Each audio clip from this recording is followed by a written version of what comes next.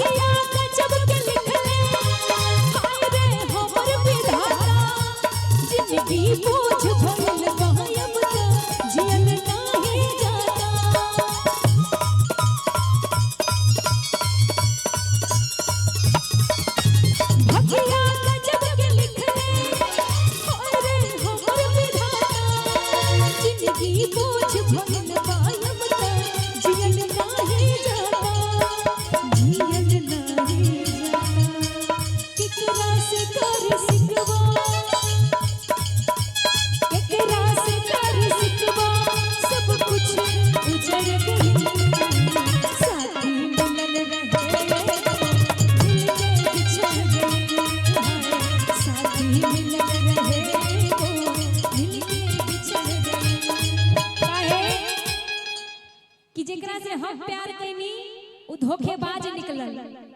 सुन है ने एकरा से प्यार कैनी धोखेबाज निकलल। हमारे दिल के शीशा के जैसे तोड़ दिहली। एक खातिर हम एकरा से कहतानी का कि ऐसे ना सतावा हमके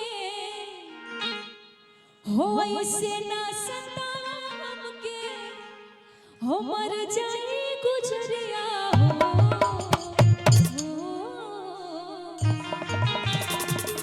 कि दिल देता नहीं लेना दिलदार सबरिया हो, दिल देता नहीं लेना दिलदार सबरिया हो, ऐसे ना सतावा हमके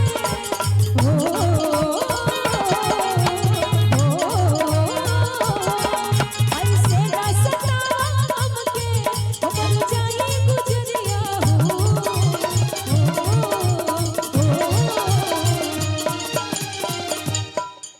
दिल देता नहीं लेना दिलदार सबरिया हो, दिल देता नहीं लेना दिलदार सबरिया हो।